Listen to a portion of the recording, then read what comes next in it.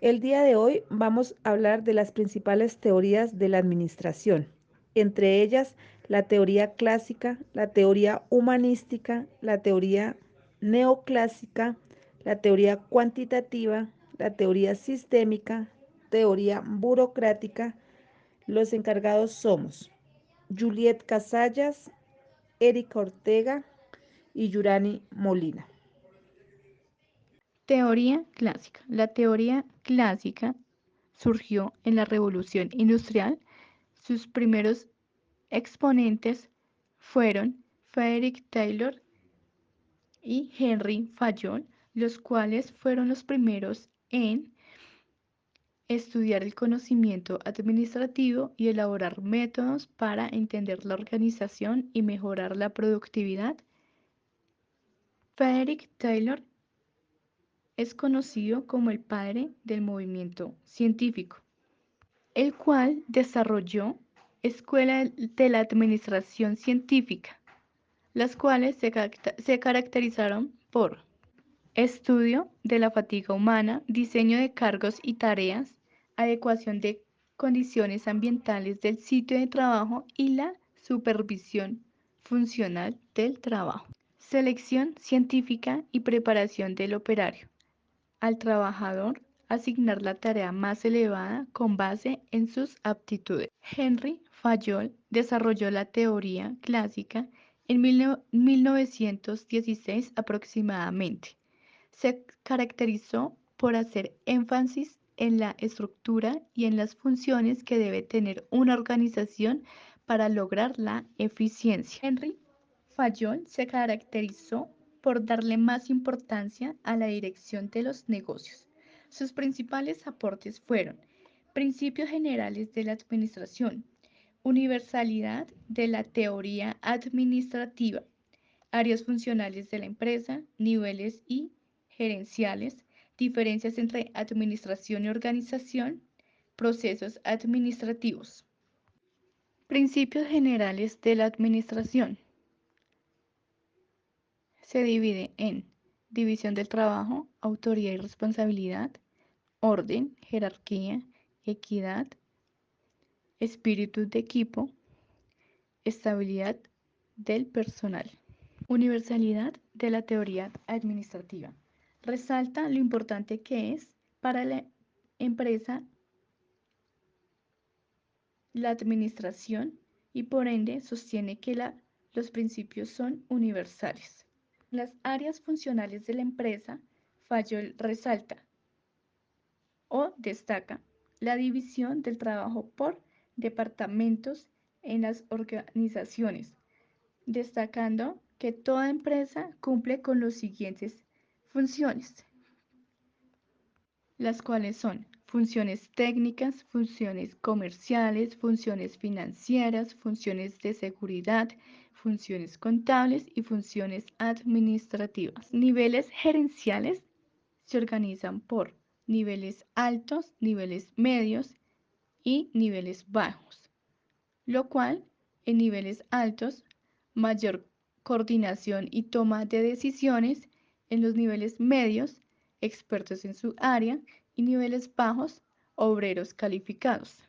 La diferencia entre administración y organización. La administración es lograr que las actividades se desarrollen a través de las personas que laboran en una organización con los mejores resultados de la eficiencia y la eficacia. Organización. A partir de esta diferenciación, la palabra organización tendrá dos significados: organización como entidad social y organización como función administrativa. Proceso administrativo. Está compuesto por 5 funciones, los cuales son planear, controlar, organizar, coordinar y dirigir. Teoría clásica.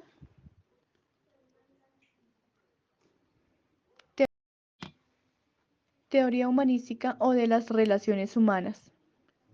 Posiblemente como resultado adverso de las escuelas de Taylor y Fayol y sus conceptos hacia la producción y la organización, nace esta escuela por medio del psicólogo George Elton Mayo.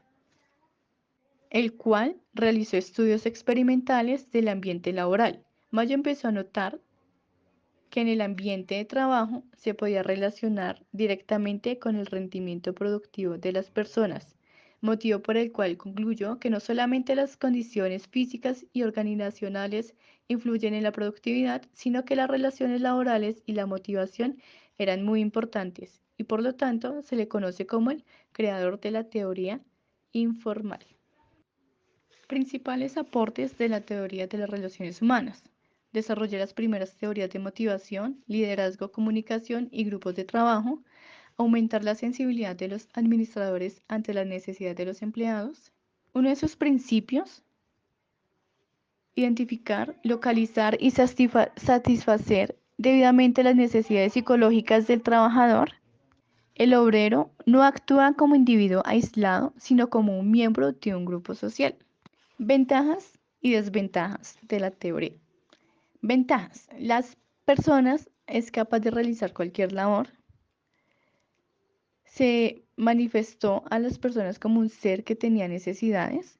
Consideraron el liderazgo como una influencia enorme para el comportamiento de las personas. Sus desventajas, falta de organización. Todo hace todo para evitar monotonía en el trabajo y falta de autoridad.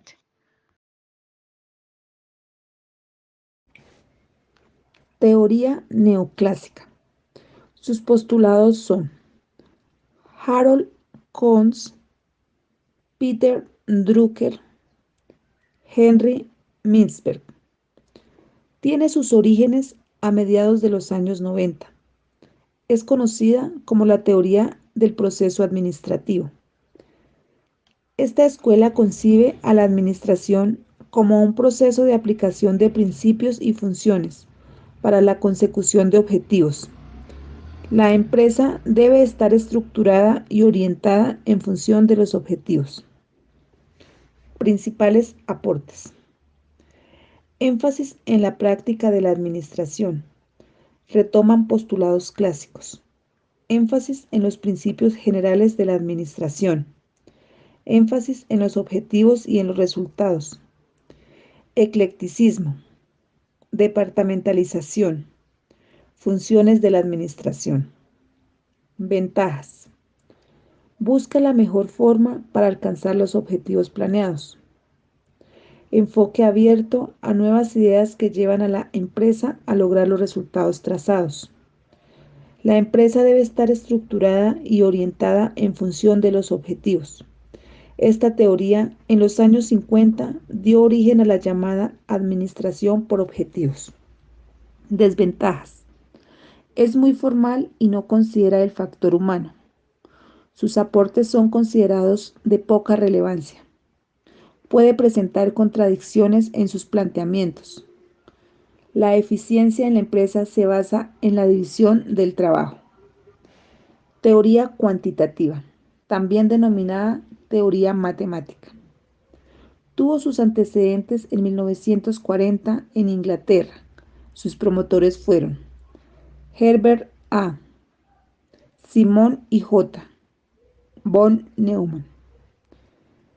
Utilizaron modelos matemáticos como herramientas para optimizar las actividades en la organización e incrementar la eficiencia organizacional. Sus principales aportes. Centra la aplicación de matemática al quehacer administrativo.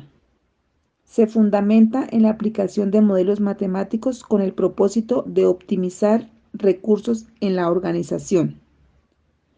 Nace ante la necesidad de lograr mensurabilidad. Se implementa el análisis estadístico.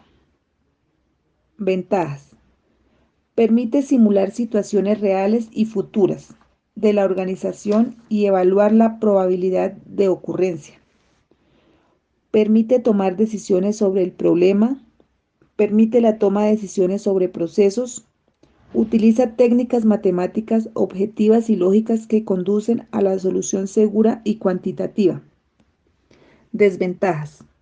La empresa requiere poseer una gran cantidad de información que se necesita para poder usar los modelos.